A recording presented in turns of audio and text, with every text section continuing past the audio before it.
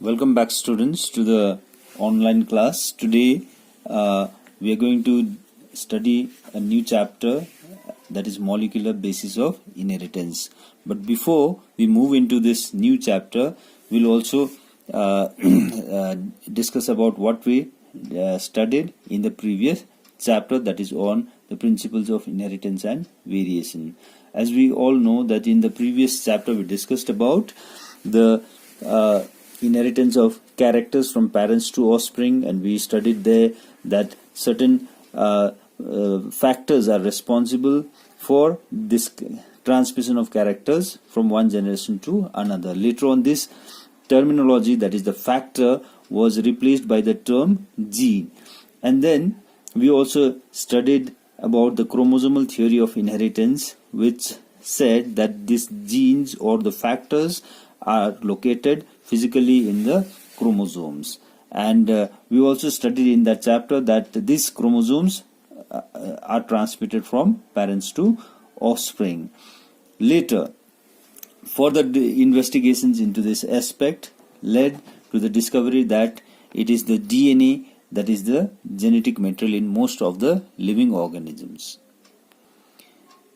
It has been found that DNA, that is deoxyribonucleic acid, and RNA, that is ribonucleic acid, are the genetic material in living organisms. Predominantly it is the DNA that is the genetic material in most organisms. So here in this chapter we are going to study about the structure of DNA. We'll study about how this DNA makes copies of itself, that is replication of DNA.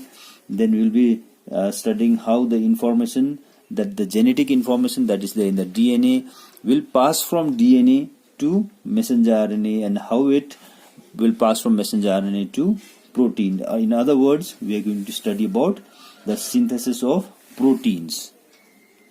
Besides this, we will be also studying about how this genetic information passes from DNA to RNA and into the proteins. We'll be discussing about the genetic code. We'll be also discussing about how different genes are regulated or controlled, how different genes will be expressed at certain times and it may not be expressed at some other times.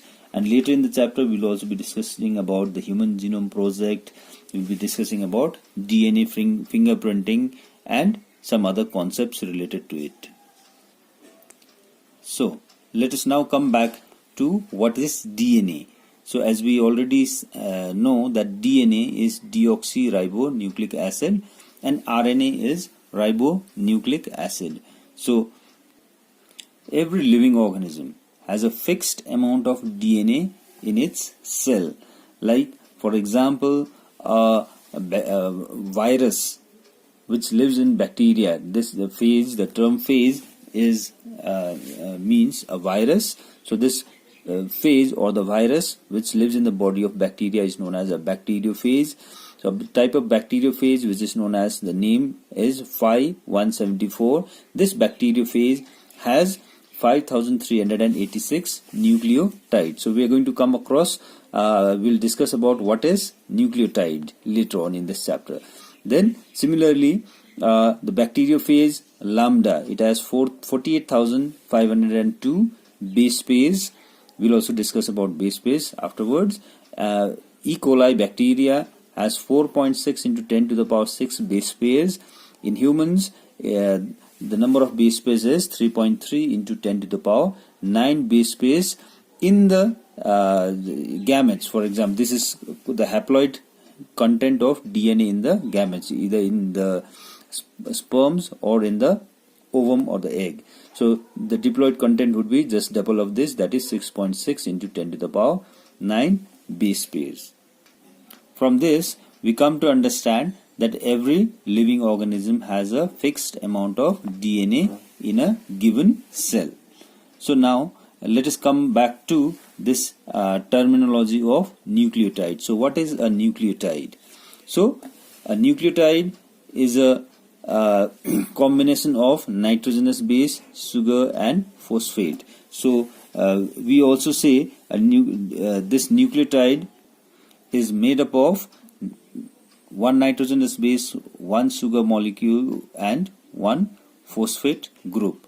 So this nitrogenous base and sugar taken together will be known as a nucleoside, and when phosphate is added to this nucleoside, it becomes a nucleotide. So nucleotide is equal to nitrogenous base plus sugar plus phosphate. So all three taken combined together is a nucleotide.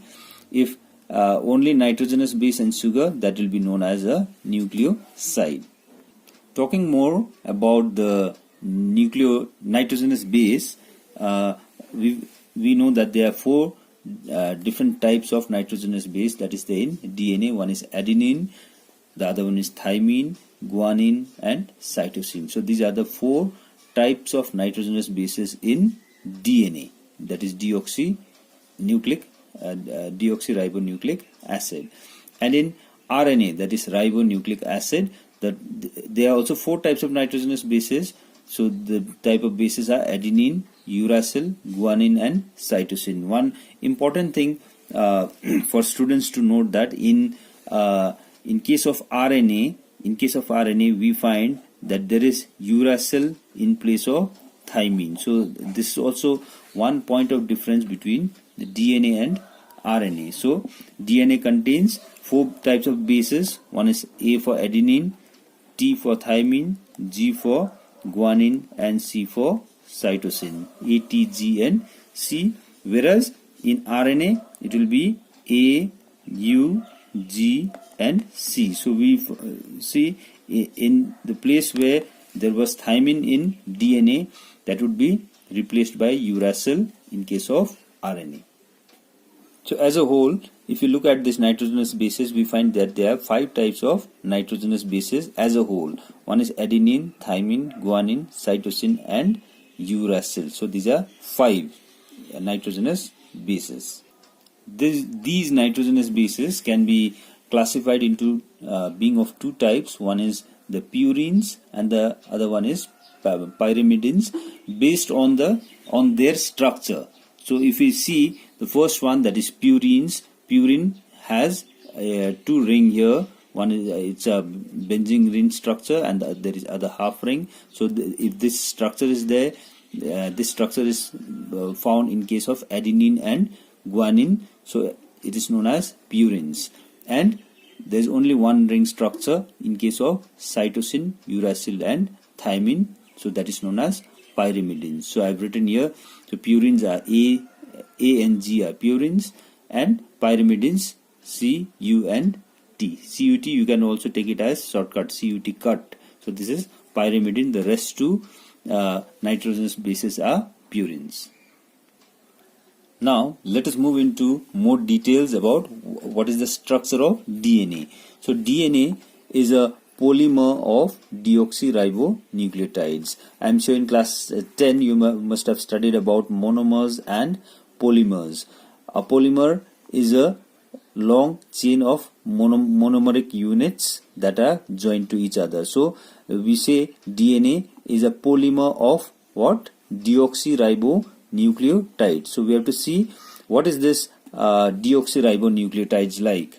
Okay, we'll see first the structure, as we already discussed in just before, that we have talked about nucleotide. So here this is ribonucleotide. Okay, so nucleotide we discussed nitrogenous base plus sugar plus phosphate. So we are going to see the structure, in fact the molecular structure of this nitrogenous base, sugar, and phosphate, how they are joined to each other, and then we'll come to know about more details about the structure of DNA and also RNA, and also we'll find out the differences between DNA and RNA at a level of molecule.